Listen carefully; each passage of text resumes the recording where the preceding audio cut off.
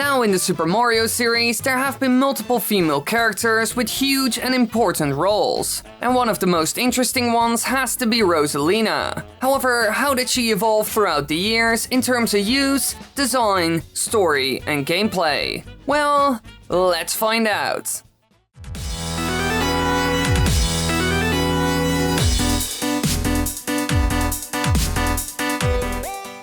Now this glorious Galaxy Princess was first seen in Super Mario Galaxy for the Nintendo Wii. When creating the very first Galaxy game, Shigeru Miyamoto actually had the ordinary plan of kidnapping Princess Peach as the main plot, which ended up happening. But he also had another cast of characters, the Princess from Outer Space and her family of talking stars, who had a deeper, sadder story that was revealed through elegant picture book scenes throughout the game. It is known as Rosalina's storybook, which told her entire backstory. Now it was written by Yoshiaki Koizumi, which wasn't surprising or special by itself. The thing that's really interesting is when he wrote it. He worked on it late at night so that no one would find out about it, saying that for a long time it really felt like telling a story in a Mario game was something that wasn't allowed. Now this says a lot about how developers even thought about Super Mario lore and the potential for it. Luckily enough, this background story was created and ended up being a huge lore element in the game and even series as a whole. It was incredibly important since it was the first one ever that went so deep and was actually interesting for once. We've all seen the same old Peach gets kidnapped story a million times, so something like this that makes main characters more interesting in the world as a whole is an amazing addition. I would even say that Rosalina has one of the best stories in the entire franchise. Now, during an interview with Koizumi on the development of Super Mario Galaxy, he even explained that Rosalina was originally meant to be related with Peach, but it was later on scrapped. Which is a bit of a shame. They could have combined it all in order to make both of them a more interesting character as a whole. It could also create some interesting connections between characters that could form completely new stories that normally wouldn't be possible. There was even an earlier design of Rosalina that looked a lot more like Peach. If you compare the two, you can easily see it.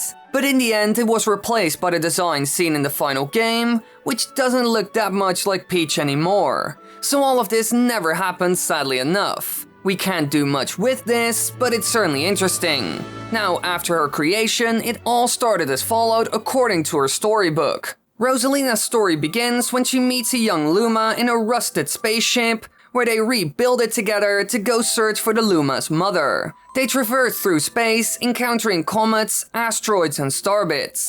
Rosalina then starts to miss her mother, but the two begin to build a new home that would eventually become the Comet Observatory. As she and the Lumas start to build their home, Rosalina takes more Lumas under her wing. After they see their 100th comet, Rosalina looks back at her home planet, which then causes her to feel greatly upset and homesick, and then comes to terms with the fact that her own mother is dead. The young Luma who traversed with Rosalina tells her that her mother is always part of her, and then transforms into a comet that can traverse to Rosalina's home planet. She then declares that the Lumas are her family now, and that they will visit her home planet once every 100 years. Like I already said, it's a really good backstory that adds a lot of depth, emotion, and actual humanity to Rosalina. Besides that, this story has a bigger impact and explains even more, because these events created the Star Festival that Mario goes to at the start of the game. So really, Rosalina plays an even bigger role in the first Galaxy game than a lot of people thought. They put a lot of work and effort into a character that was seen for the very first time, which is quite rare for Nintendo to do.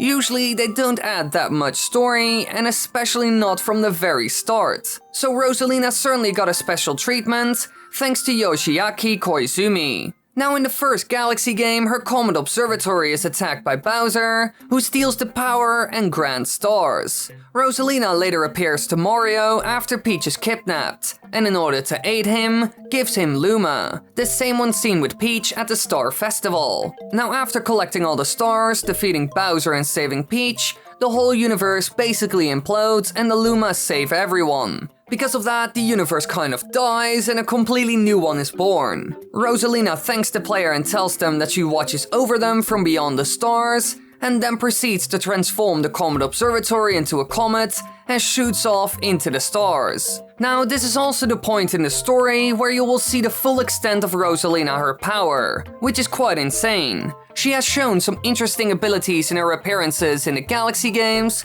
so we will go over them real quick. First up, magic in general. Rosalina is extremely skilled in the use of it, which is seen when using her other abilities. Second, force field generation. She can surround the Comet Observatory with a huge force field, transforming it into a starship as a form of transportation. And if Mario attempts to jump on Rosalina, one would appear and protect her. Third, levitation. Just like the Luma, she can also lift herself in the air.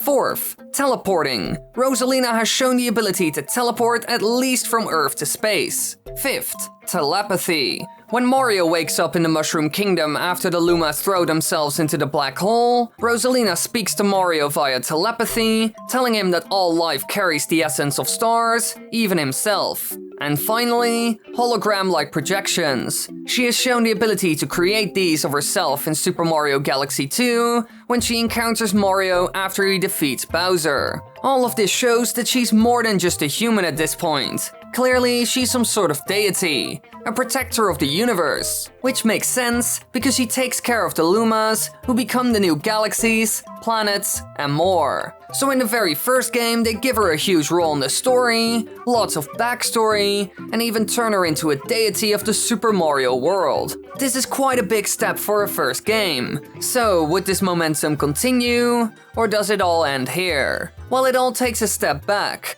A gigantic one, sadly enough, as she isn't seen nearly as much in the second game. She only appears during the ending sequence of Super Mario Galaxy 2, and the new ship captain, Luba, reveals at this time that he and Rosalina had met before, but the details of their meeting remain unknown. So to be honest, that story point is kind of useless. She also frequently sends letters to the baby Luma that's with Mario, but she does not reveal her identity in them. Besides this, she isn't really seen that much. Only some small things here and there if you 100% the game. So this is a huge setback from a story perspective. She is barely seen. It just went from full-on Rosalina to almost nothing, which is a real shame. While the second game certainly had fun worlds and levels, the characters aren't as interesting as the ones seen in the first. And they even had the option to connect all of it and give Rosalina a role. Luba knows her after all, so it could have easily worked. However, we could have expected something like this. How the story of this character was created already gives you an idea how Nintendo handles the story of these games. It was already a miracle that a character with such deep lore even appeared in a Super Mario game.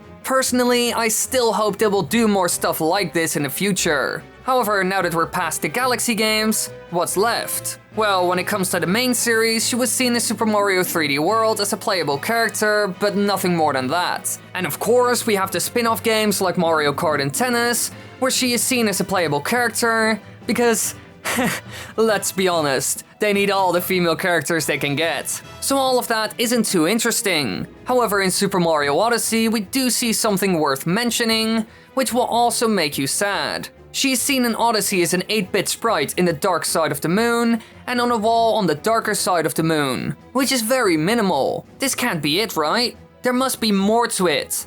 Well, there's a part where it gets interesting when looking at the scrapped content. In Nintendo's Super Mario Odyssey art book, which hit Japanese retail on September 28, introduces a version of her space goddess Rosalina in a completely new outfit. This time looking a bit punk rock with a normal t-shirt and jeans, because she was originally supposed to make an actual appearance in the game as a guitarist, and Mario was originally supposed to have a Luma costume. Now it's unknown why they decided to scrap her. This could have been her big return with an all-new look and story attached to it. It could be that she appeared on the moon at the end of the darker side together with a band to congratulate you, or even on the moon normally. Another option is that she would have replaced the band seen in New Donk City, which performs during the festival, or at least been a part of it. But no, she was scrapped and only seen as an Easter egg. Yet again, Nintendo creating a really cool character and abandoning it straight away. There are so many characters in the Super Mario series like Rosalina with tons of potential,